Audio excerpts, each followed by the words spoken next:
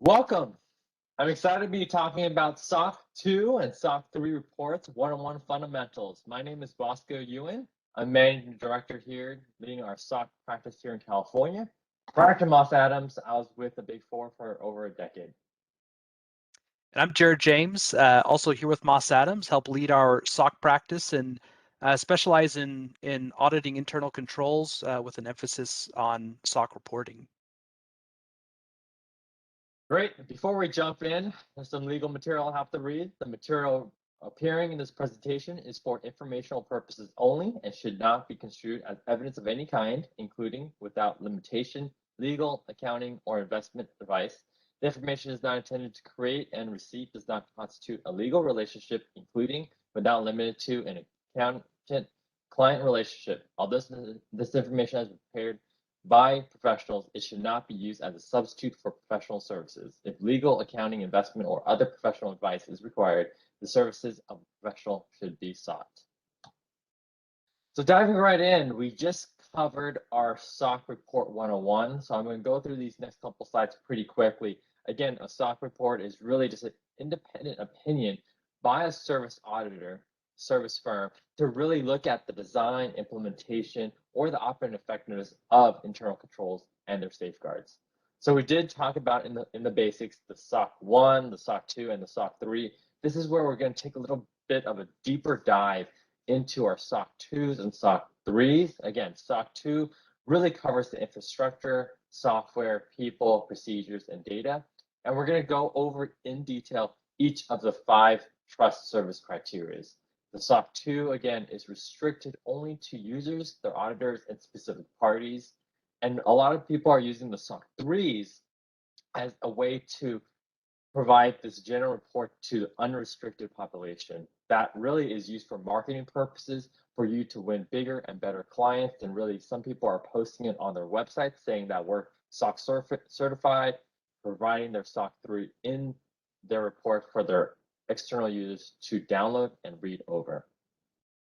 Again, you might be hearing a type 1, type 2. Again, this applies to both SOC 1 and SOC 2s.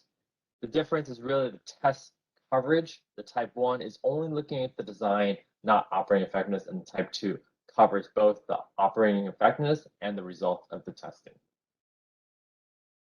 For each of the 5 trust service criteria, security is the one that is mandatory, must be included in every SOC 2. The other 4, availability, confidentiality, process integrity, and privacy, those are optional and can really be tailored to your specific company and seeing if it's required by your customers or not. And lastly, this is the slide that really is going to dive a lot deeper in each of the 5 different categories. For security, the one that is mandatory across the board covers a lot of the IT security policies, the awareness, how you're communicating both to internal users and external users. There's going to be risk assessments, risk monitoring. We're going to be covering logical access and physical access.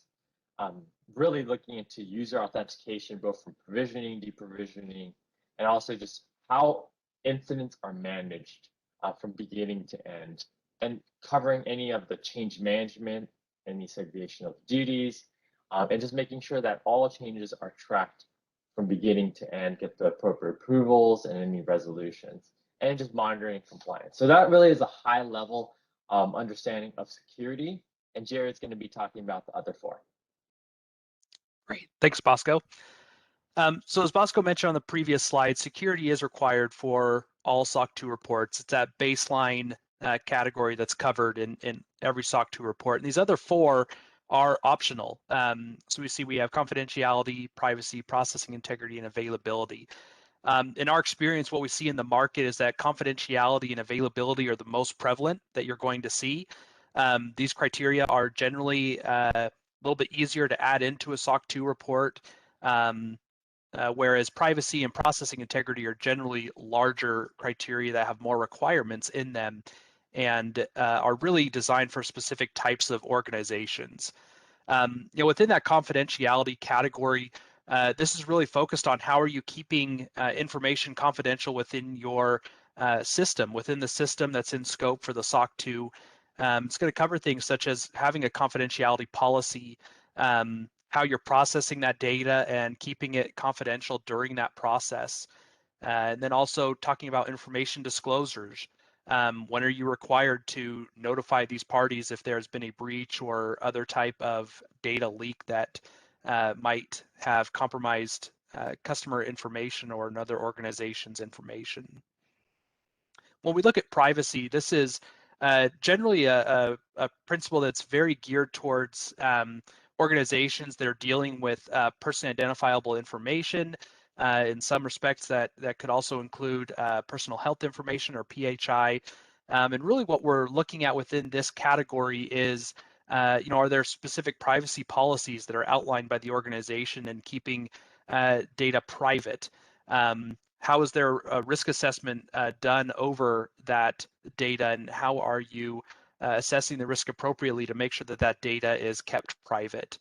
Again, incident management being a common theme here, where we see that this category includes specific requirements around how incidents are handled and how users or owners of data are notified of breaches or other types of data leaks. We see that there's also a lot of requirements around how an individual gives choice and consent to the use of their data. There could be specific requirements around how data is collected, how it's used, retained, and disposed of within an organization. And there could be very specific access controls of who is allowed access to that data and who is not. And finally, kind of rounding out privacy, we see that it also covers things such as disclosures to third parties when that is appropriate and when it's not, or when it may be allowed and when it's not. It also does talk about quality and the quality of that data and keeping that standard high. And then finally, monitoring enforcement. How are you monitoring that your data is kept private? And then how are you enforcing that through policies or procedures or tools and technologies to ensure that that data is kept private? Within the processing integrity category, this is one that's fairly unique in that it really is tailored to a very specific type of organization that is processing information on behalf of another organization. And within this category, we see that there's a big focus on obviously having policies and procedures around how that data is processed. And many times, this is really focused on how data is processed both from a completeness standpoint, an accuracy standpoint, timeliness, and authorization, system processing and outputs.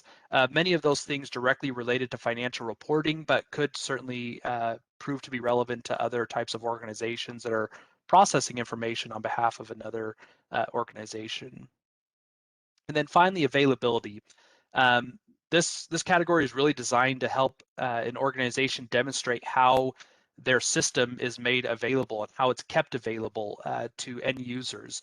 We see within this that the specific topics that are generally covered under this are having backup and restoration procedures in place to be able to recover from an incident or other type of event that made a system unavailable. Again, having incident management in place where users, both internal or external, can report the fact that a system is not available and ways to get that corrected or remediated. And having an appropriate disaster recovery plan that would mitigate the risks of not having the system available to end users.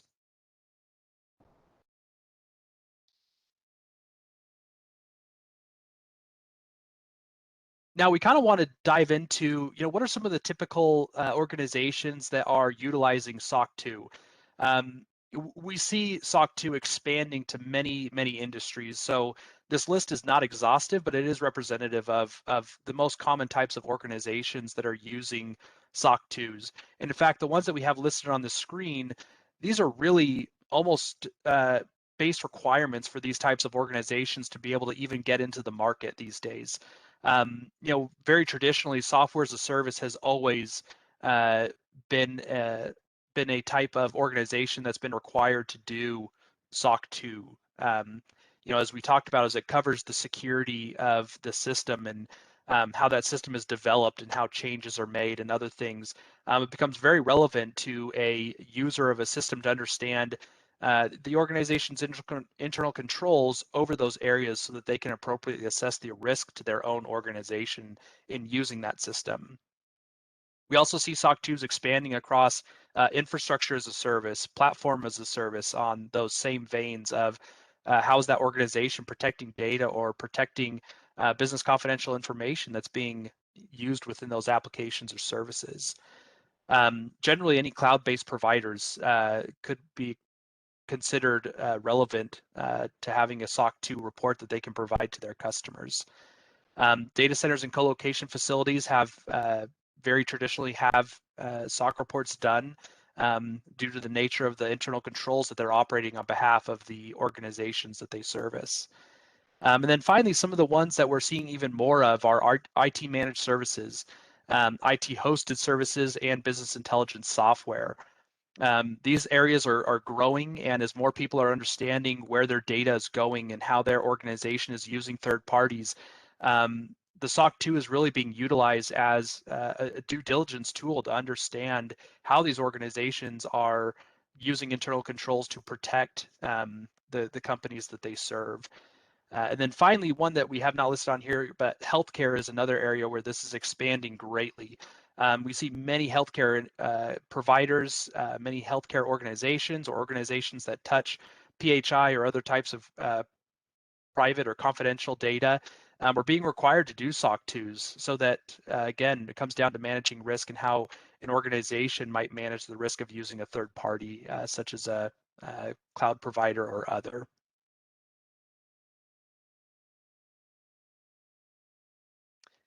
Now, we wanted to throw in this slide to also just help you understand that when you undergo a SOC 2 audit, there's going to be challenges along the way. And so, really looking at some tips of ways that you can combat those challenges and really, make sure that you are ready to do a SOC 2 or really able to move forward with conducting a SOC audit. First tip is think long term. And what we really mean by this is as you're looking to design controls or operate controls, it's really important that you think about scalability of those controls. It's very easy to think about risk from an absolute standpoint where you want to get that to zero. However, that could create onerous processes or other types of activities that are very hard to do on a day-to-day basis that might not be scalable with your organization. And the other fact that you want to think about too is who's going to be reading your SOC report? Who's that going to be provided to?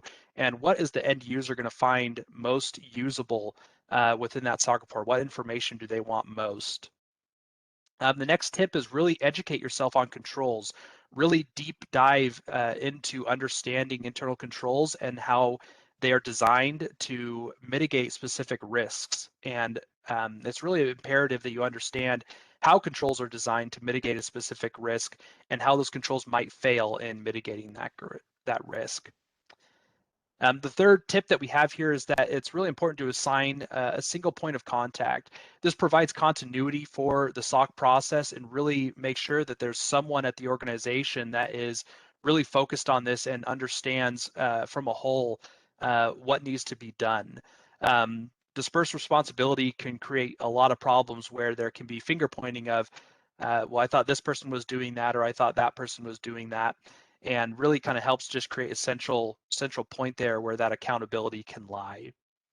And then finally, really coordinating between all parties. As you undergo a SOC examination or a SOC 2, this report requires a lot of collaboration between you, your organization, the people within the organization that are going to be affected by a SOC audit, your customers, your clients, the people who are requesting a SOC report.